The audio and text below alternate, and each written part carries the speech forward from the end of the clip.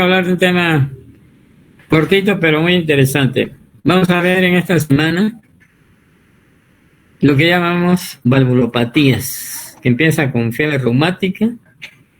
Hablamos de los problemas de las válvulas, sobre todo estenosis, insuficiencia y endocarditis bacteriana. Una complicación. Vamos a ver qué es fiebre reumática. Ya.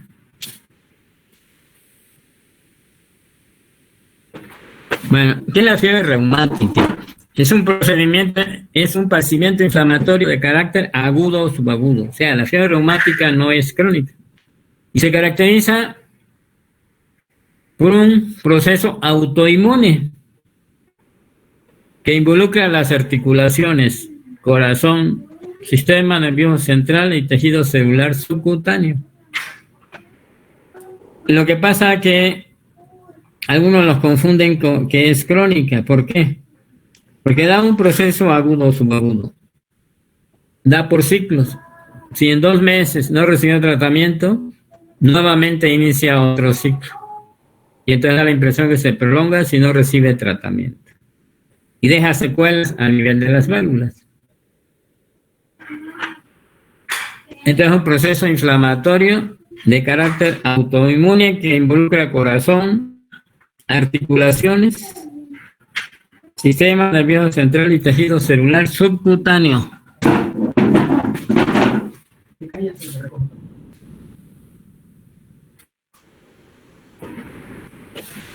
Entonces, fíjense los órganos afectados: corazón, articulaciones, sistema nervioso central y tejido celular subcutáneo.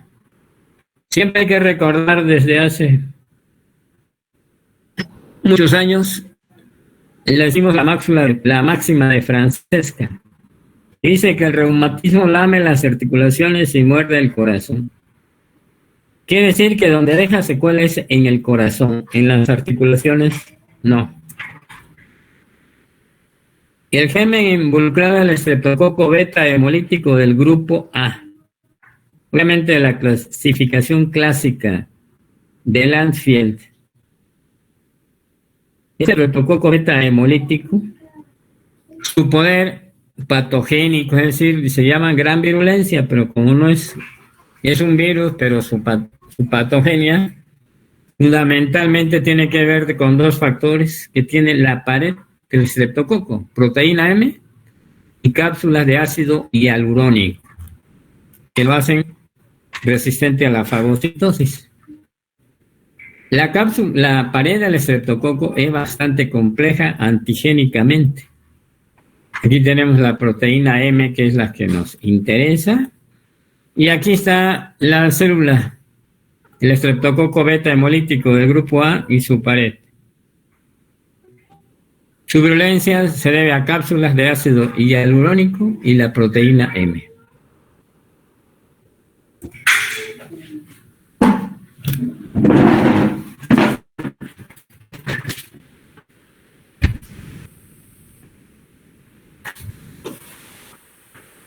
¿Y qué afecta? Afecta, nuevamente lo comentamos, miocardio, articulaciones.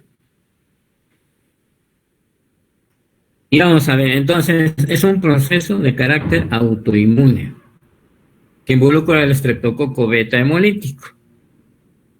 Entonces se pone en contacto con un monocito y se inicia la inmunidad celular, produciendo anticuerpos. Estos anticuerpos confunden la membrana de varios tejidos, entre ellos corazón, articulaciones, sistema nervioso central, y la lesionan, produce un proceso autoinmune.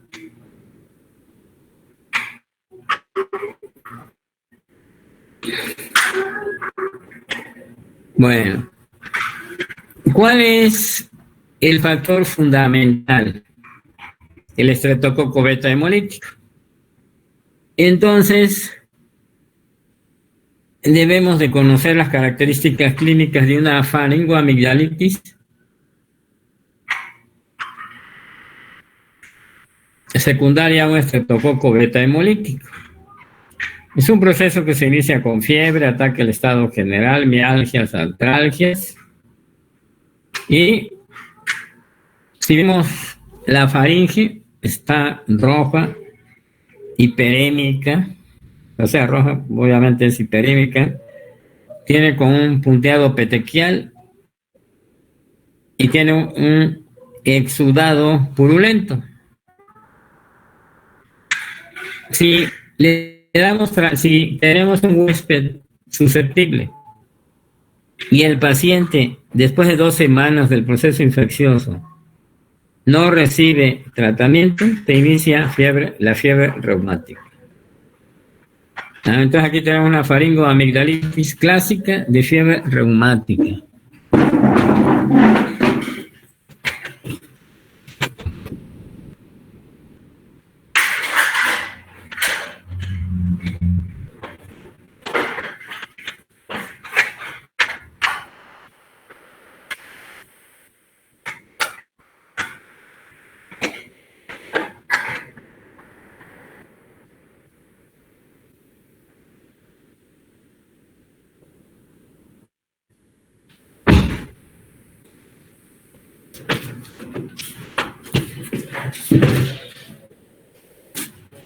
Entonces, una faringoamigdalitis clásica, ¿verdad? Lengua sabural, faringes hipertróficas, hiperémicas, puntos. Tenemos estos que son petequias, esos puntos rojos. Si le damos tratamiento, en las primeras 2 semanas no se desarrolla fiebre reumática en un paciente predispuesto. Y si no, entonces inicia el proceso autoinmune, lo cual va a afectar fundamentalmente corazón, articulaciones, piel y sistema nervioso central. Ya vimos que el estreptococo se une al monocito y se inicia la inmunidad celular. Pero igual tenemos que el estreptococo se pone en contacto con el monocito y se forman las antiestreptolicinas. Las antiestreptolicinas es un marcador que nos informa de que si el paciente tiene o ha tenido estreptococo beta hemolítico. No nos dice que tiene fiebre reumática. Quiere decir que tiene estreptococo beta hemolítico o que la tuvo y recibió tratamiento. A nivel del corazón, ¿qué sucede? Este estreptococo beta hemolítico igual en el miocardio, se une al monocito, se activan los macrófagos, un proceso inflamatorio ocasiona una endocarditis. Obviamente las válvulas pertenecen al endocardio, afectando las válvulas, en donde deja secuela. También a nivel del miocardio podemos observar las células de Aniscoe, que son macrófagos mononucleados, y los nódulos de Ashos multinucleados. Y se va a manifestar por una miocarditis y clínicamente insuficiencia cardíaca, que habitualmente aguda y en ocasiones crónico. Aquí están los nódulos de Ashos, característica histopatológica de la fiebre reumática. Nódulos de Aniscoe, mononucleados y multinucleados, los nódulos de Ashos, la unión de varias de estas células. Para que a una persona le dé fiebre reumática, tenemos en primer lugar un huésped susceptible. Si nuestro paciente tiene antecedentes de fiebre reumática o él ha tenido alguno de sus familiares, tiene el riesgo. Se han hecho muchos estudios en los cuales se demuestra que hay familias susceptibles y otras no. Obviamente se necesita que esté expuesto al estreptococo beta hemolítico. Si se cumplen estas dos y recibe tratamiento, no desarrolla fiebre reumática. Huésped susceptible, antiestreptococo beta hemolítico del grupo A, y no recibe tratamiento, desarrolla fiebre reumática. Quiere decir que para que se desarrolle fiebre reumática se necesitan estos tres factores: el agente etiológico, huésped susceptible y que no reciba tratamiento. Aquí no dice que influye el medio ambiente, el hacinamiento, la nutrición. Estos factores influyen para la infección, pero siempre y cuando reciba tratamiento médico, bloqueamos la enfermedad. Edad predominante es en niños de 5 a 15 años de edad. Eso que predomina en climas templados, en todos los climas hay. ¿El hacinamiento favorece? Sí, favorece la infección por el estreptococo, igual que el nivel socioeconómico bajo y predisposición genética. Quiere decir que lo más importante es reconocer qué pacientes tienen factores de riesgo para desarrollar fiebre reumática que tenga predisposición genética. 2, si hay infección deben recibir inmediatamente tratamiento para evitar la fiebre reumática. ¿Cómo la diagnosticamos? Fíjense que el diagnóstico es clínico y fueron descritos por Jones y son, fíjense bien, vamos a contarlos. Criterios mayores, a ver, carditis, artritis, corea de Sydenham, nódulos de Meynet y eritema marginado. Son 5 datos clínicos. Fíjense que los mayores son estos son los criterios mayores. Los más frecuentes son carditis, artritis y corea de Sydenham. Los nódulos de Meynet y eritema marginado son menos frecuentes. Vamos a hablar de la carditis. La carditis se puede manifestar por insuficiencia cardíaca, desde leve hasta grave. Y también en ocasiones puede pasar desapercibida. Artritis, el segundo dato que se asocia a carditis. Son articulaciones que llamamos flogóticas, rojas, incapacitantes. En las articulaciones que llamamos mayores, codo, muñeca, tobillo, rodilla, etc. Aparece en una o dos articulaciones y con los días desaparece en esas articulaciones sin dejar secuelas y aparecen en otra. Por eso se llama artritis migratoria o de tipo saltón. Corea de Sydenham, ahorita la vamos a explicar. Los nódulos de Meynet son nódulos en las zonas extensoras del occipucio, codo y muñecas. Como lo ven aquí, estos nódulos son indoloros, no dejan secuelas. Y eritema marginado son lesiones nodulares, eritematosa de fondo rojo, que aparecen una y desaparecen otra y no tienen prurito. Tóraco abdominal.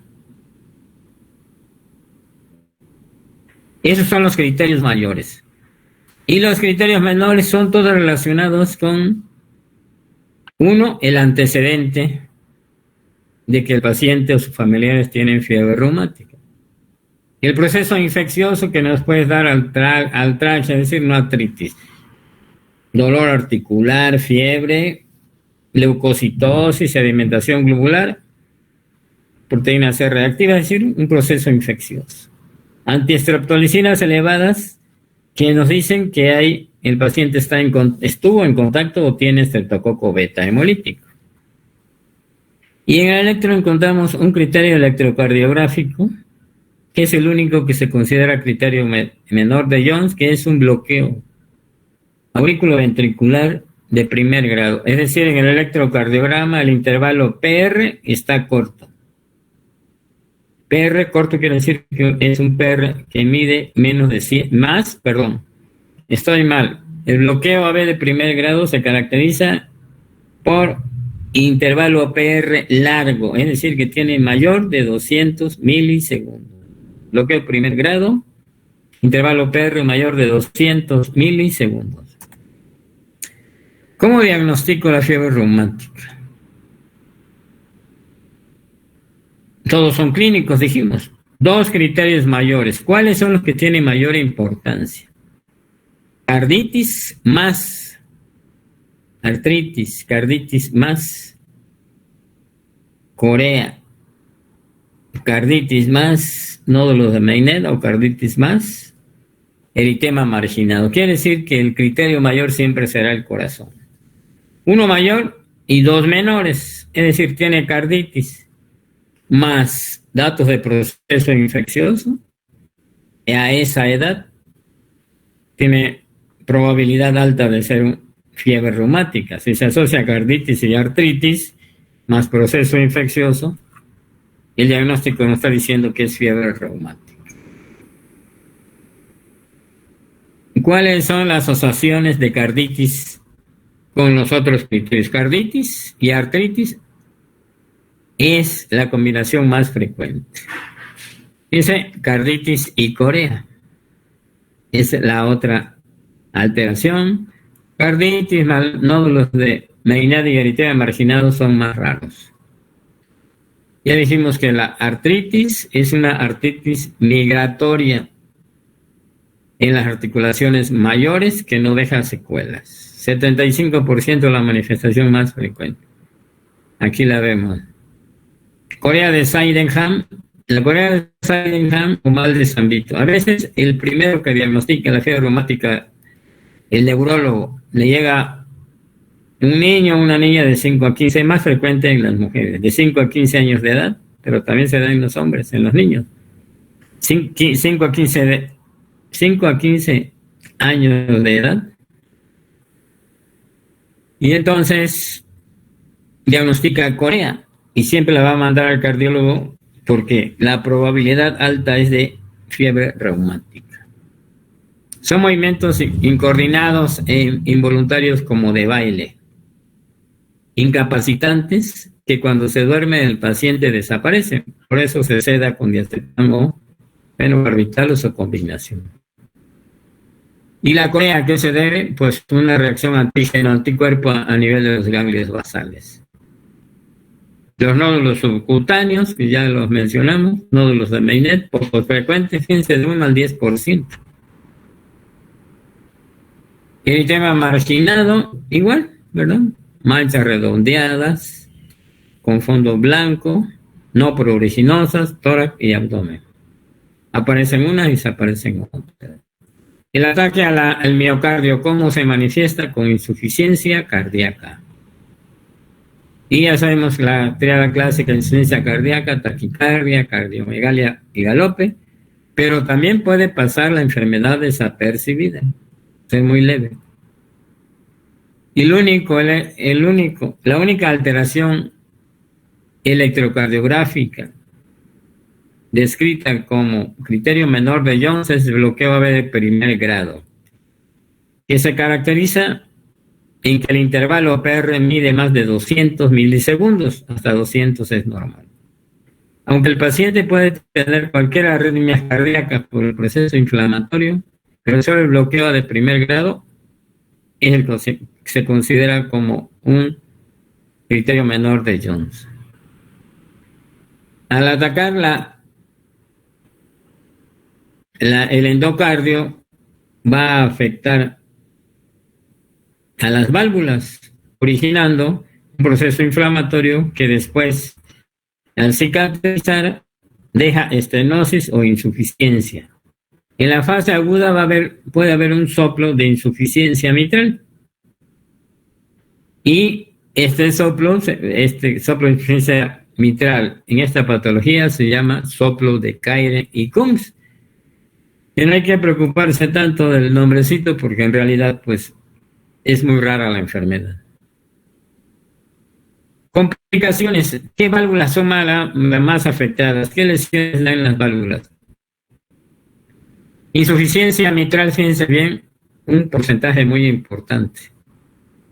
Doble lesión mitral le sigue. Quiere decir que la válvula más afectada siempre será la válvula mitral. Después la válvula aórtica en un porcentaje menor. Pero aquí ya tenemos afectada la mitral más la aorta. la tricúspide puede afectarse, hay mitral, aórtica y tricúspide, pero eso es muy raro. Habitualmente es la válvula mitral sola, ya sea insuficiencia, doble lesión mitral, estenosis mitral pura, un porcentaje muy pequeño, y de aquí mitral más aorta. Son las dos válvulas más afectadas, pero fundamentalmente, fíjense bien, es mitral. Pero también hay válvula aórtica.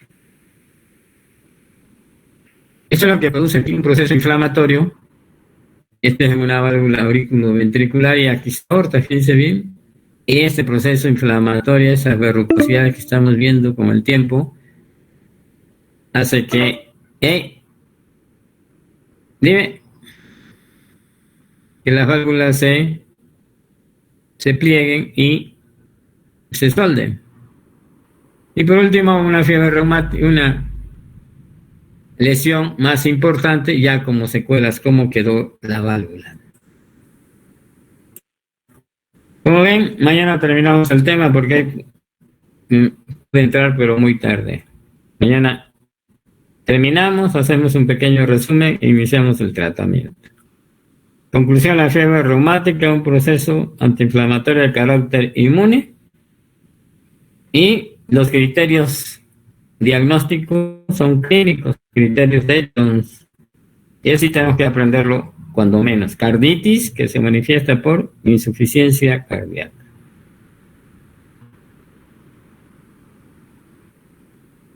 Bueno, carditis, artritis, corea del Sydenham y nódulos de Meinet.